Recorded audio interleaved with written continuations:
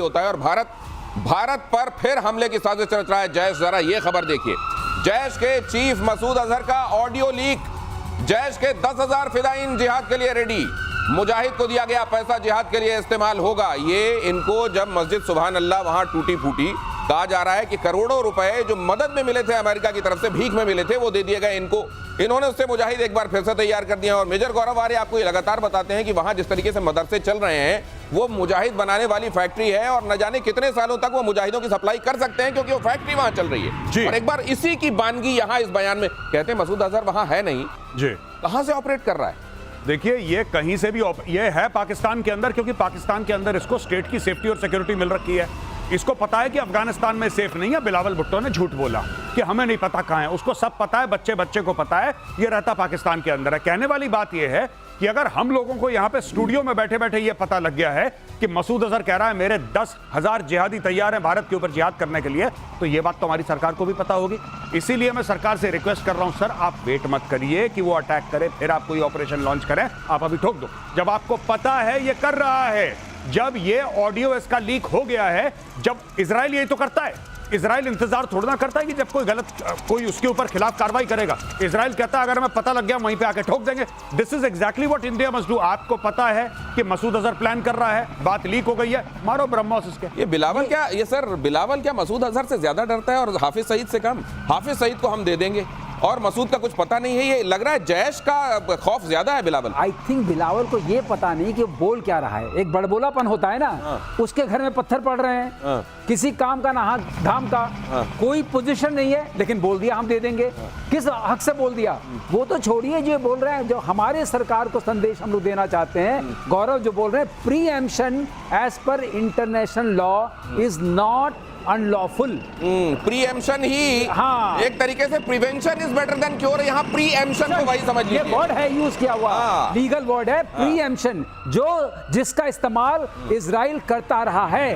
अब हिंदुस्तान भी उसी मौके पर आ गया है, प्रीएम्प्ट करिए, प्रीएम्प्ट कीजिए। और वो खतरा जो ये अगर अपने मुंह से बता रहे हैं तो इस समय तो मौका भी है, दस्तूर भी है। इन्होंने कह दिया, यही बहुत बड़ा सबूत है कि इन्होंने 10,000 तैयार किए थे, एक बार फिर से वहां अटैक करना हमारे लिए जरूरी हो गया था और प्रतिशोध जारी है, तो यही सही वक्त है। लेकिन अगली खबर देखिए, पुलवामा को लेकर बहुत सारे लोग कह रहे थे कहां से आया विस्फोटक, कहां से आया। जरा देखिए खबर, पुलवामा अटैक को लेकर विस्फोटक खुलासा। विस्फोटक ई कॉमर्स वेबसाइट से खरीदा गया था, आतंकियों को ऑनलाइन इसका भुगतान किया गया था। एफएटीएफ की रिपोर्ट में हुआ खुलासा। दुनिया भर में आतंकी फंडिंग पर एफएटीएफ नजर रखता है। एफएटीएफ को अगर ये बात चली गई है, तो पता चल गई है, तो फिर भाई साहब कितनी देर है ग्रे लिस्ट, ब्लैक लिस्ट, जो आपने जो भी लिस्ट बनाई थी, अब आपकी जानकारी में ये आ गया है, तो कीजिए ना वो जो आपको करना चाहिए था। बहरहाल ये उनके लिए बड़ा जवाब है जो कह रहे थे विस्फोटक आया कहां से। विस्फोटक यहां से आया, अब ये बता दिया इन्होंने, ऑनलाइन ऑर्डर करा। आज की तारीख में जो टेक्नोलॉजी अवेलेबल है, आप सिविलियन टेक्नोलॉजी का मिलिट्री एप्लीकेशन हो जाता है। आपको ड्रोन खरीदने, आप ऑनलाइन खरीदिए, कोई भी एक्स वेबसाइटों में नाम नहीं ले रहा, आप किसी से भी खरीदिए। आप होम एक्सप्लोजिव बना के उसको एक फ्लाइंग मिसाइल बना सकते हैं। टोटल खर्चा आपका 70,000 75,000 रुपए। You can make it into a small flying missile. ये पॉसिबल है और लोग करते हैं ऐसा, यही करा है। अब इसमें इंटरनेशनल जो आपके जैसे पेपैल वगैरह हैं, उनका भी इस्तेमाल करा गया है इसमें। फंडिंग कैसे करो, पैसा कैसे दो, इंटरनेशनली पेपैल के थ्रू भेजा। तो पेपैल ने एक अकाउंट को ब्लॉक भी करा जब उनको यह पता लगा कि इंटरनेशनल इसमें टेररिस्ट फंडिंग इस तरीके से हो रही है। तो इस चीज का भी ध्यान रखना पड़ेगा और कानून और सख्त करने पड़ेंगे। मैं एक चीज कह रहा हूं गौरव, मुझे याद आ रहा है, जो एफएटीएफ है, इसका नाम है फाइनेंशियल एक्शन टास्क फोर्स। हाँ जी सर, इसको फेल्ड एक्शन टास्क फोर्स बोलना चाहिए।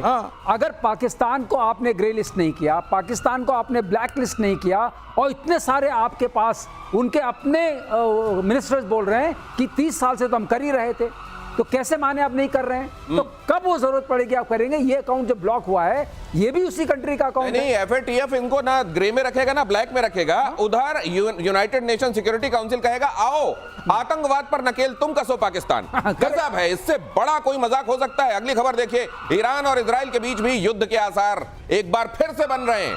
इजराइल ने कहा परमाणु कार्यक्रम आगे बढ़ाया तो छोड़ेंगे नहीं ईरान को। ईरानी जनरल रहीम सफवी ने चेतावनी देते हुए कहा अगर इजराइल फिर से हमला करता है तो ईरान पूरी ताकत से जवाब देगा। तो पहले क्या आधी ताकत से जवाब दिया था? ये भी एक बड़ा सवाल है। हजारों मिसाइलें और ड्रोन तैयार हैं, उन्होंने ये कहा था। ये दोनों तरफ से जो चल रहा है जी, इजराइल जब कहता है तो वो कर भी देता है जी। ये कितनी देर दिखाई दे रहा है आपको कि इजराइल ईरान पर एक बार फिर टूट पड़ेगा? नहीं देखिए, कल ही आपने इसको कवर भी करा था अपनी शो पे कि किस तरीके से चाइना दोबारा आर्म कर रहा है ईरान को। तो चाइना अपने प्रॉक्सीज तैयार कर रहा है, चाइना उनको पैसा दे रहा है, चाइना उनसे तेल खरीद रहा है और उसकी पूरी पेमेंट तेल से हो रही है, राइट? यानी कि ईरान चीन को देगा तेल और चीन उनको देगा आपके सिल्कवॉर्म मिसाइल्स या HQ-9 या जो भी XYZ उसको देना है। तो ईरान तो पूरी तैयारी में लगा है। क्यों लगा है तैयारी में? ईरान इसलिए तैयारी में लगा है क्योंकि ईरान को पता है कि जो आपने बोला था कि जो इजराइल कहता है वो कर देता, उनको पता है कि दूसरा अटैक आ रहा है। इजराइल अगर डोनाल्ड ट्रंप नहीं माना तो फिर भी इजराइल क्या करेगा? हमला करके बाद में सॉरी बोल देगा। हाथ से स्लिप हो गया, एक दो चीजें निकल गई, इजराइल करेगा। इजराइल को पता है कि जिस दिन ईरान के पास न्यूक्लियर वेपन आ गए, बैलिस्टिक मिसाइल के साथ वॉरहेड फ्यूज हो गया, उस दिन इजराइल परमानेंटली खतरे की, जिसको कहते हैं ना in the valley of the shadow of death, वो वाला मामला हो जाएगा और इजराइल इसको अफोर्ड नहीं कर सकता। इजराइल की मजबूरी है हमला करना। तो इसी क्रम में अगली खबर यह है कि ईरान ने युद्ध में हुई मौत का आंकड़ा जारी किया है। इजराइल से जंग में 1060 लोगों की मौत हुई। ईरान ने कहा कुछ घायलों की हालत अब भी गंभीर है। ईरान ने कहा बढ़ सकता है मौत का आंकड़ा। ईरान ने ये भी, यहां पे क्या कर रहे होंगे? ज्यादा बताकर विक्टिम प्ले कर रहे होंगे या छिपाकर ये बता रहे होंगे कि हमारा देखो कितना, हमारी मर्दानगी कितनी थी इस जंग में? अब ये देख के लग रहा है कि कुछ एडजस्टमेंट चल रहा है। एडजस्टमेंट। एक तरफ कह रहे हैं कि हमारे ड्रोन्स, हमारी मिसाइल्स सब तैयार हैं, दूसरे तरफ कह रहे हैं इतने लोग मर गए। तो एक तरफ बोल रहे हैं दुनिया को कि भाई जंग नहीं होनी चाहिए, दूसरी तरफ इजराइल को धमकाने की कोशिश कर रहे हैं, करोगे तो मार देंगे। मतलब साफ है, जो गौरव बता रहे थे ना, इजराइल से अटैक एक्सपेक्टेड है। इजराइल ने तय कर लिया है कि हम तुमको बनाने नहीं देंगे। और इजराइल का रिकॉर्ड रहा है, पहले भी 2 बार जिन लोगों ने बनाने की कोशिश की, इराक में, सीरिया ने, इजराइल ने जाके ठोका था, गौरव के शब्दों में। लेकिन ये भी ठोकेंगे। ये अगर ठोकेंगे तो इनके जो प्रॉक्सीज हैं, इनके प्रॉक्सीज, ईरान के प्रॉक्सीज की मैं बात कर रहा हूं, वो तो अपना वो कोई कसर छोड़ नहीं रहे हैं। और जिस तरीके से वो इक्विप्ड हैं, ये बहुत स्पष्ट लग रहा है कि ईरान पूरा सपोर्ट कर रहा है उनको। तो फिर ऐसे में किसी भी दिन इजराइल बजाय प्रॉक्सीज को मारने के फिर ईरान की तरफ चल देगा क्या? नहीं, बिल्कुल ईरान को चलना। एक देखिए, इजराइल को एक बात पता हो गई है कि अगर ये लड़ाई खत्म करनी है once and for all, so you have to cut off the head of the snake. Head of the snake Tehran है, head of the snake Houthi, Hezbollah, Hamas नहीं है। ये जैसे खाने में अचार पापड़ सलाद होता है ना, ये हूथी, हिजबुल्लाह, ये सब अचार पापड़ हैं। लेकिन अगर दाल रोटी सब्जी की बात करें, वो तेहरान है। आपको खाना निपटाना है, आपको तेहरान जाना पड़ेगा। ये साफ सीधी बात। अचार पापड़ सलाद, वैसे इस समय बड़ा जोर मार रहे हैं अचार पापड़ सलाद, उसकी कहानी आगे बताऊंगा। लेकिन चीन का vigorous dragon fighter jet, vigorous dragon fighter jet खरीदना चाहता है ईरान। चीन के J-10C को विगरस ड्रैगन कहते हैं।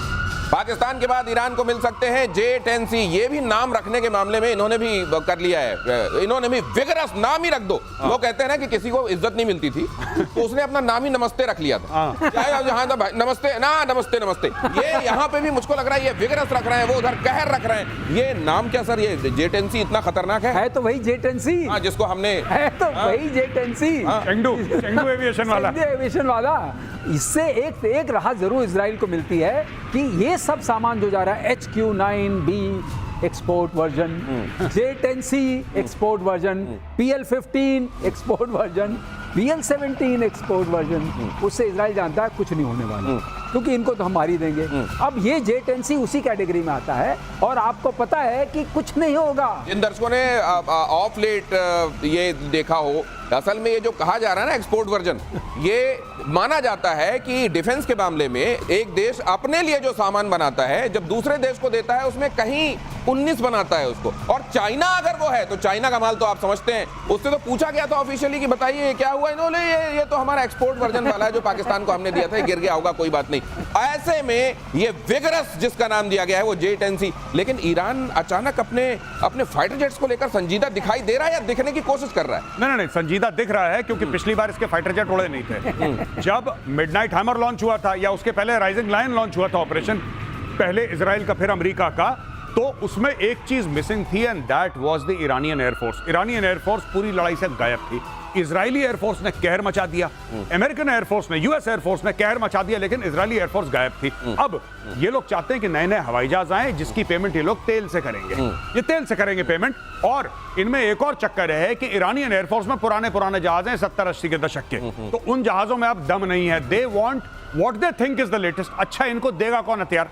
आप ये भी देखो ना, इनको देगा कौन हथियार? ये जो आप कह रहे हैं कि हम सिल्कवर्म मिसाइल लेंगे, ये जो बात कर रहे हैं सिल्कवर्म की, ये 80 के दशक में नॉर्थ कोरिया के थ्रू चाइना ने दिलवाई थी।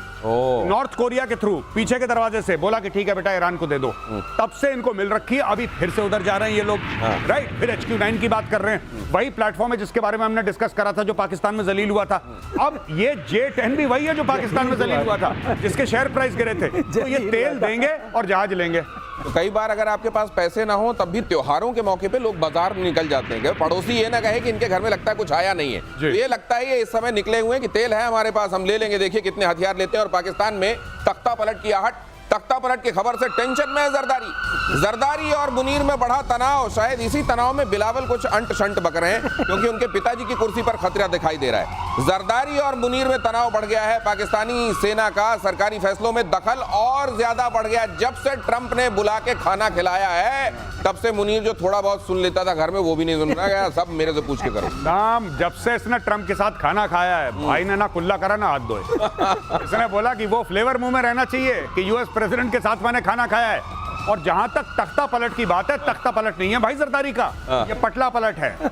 जो कपड़े धोने का पटला होता है ना लकड़ी का छोटा वाला, ये तख्ते पे तो मुनीर बैठा है। हमारे यहाँ मध्य प्रदेश में मोगरी कहते हैं। मोगरी तो वो होती है जिससे मारते हैं। अच्छा, वो जो तख्ता जिसमें पटक एक होता है जिसमें बैठते हैं। अच्छा, वो पटला। अच्छा, पटा जिसको कहते हैं। अच्छा, उसमें लकड़ी, उस पे बैठ के ये उस पे बैठा जरदारी, ठीक है। तो बेसिकली बात ये है कि जरदारी का तख्ता पलट या पटला पलट इसीलिए होने वाला है, सिंपल सी बात है, क्योंकि now see he is of no use. अब धीरे धीरे आप ये देख रहे हैं कि डिफैक्टो राष्ट्रपति कौन है? डिफैक्टो राष्ट्रपति तो आसिम मुनीर है।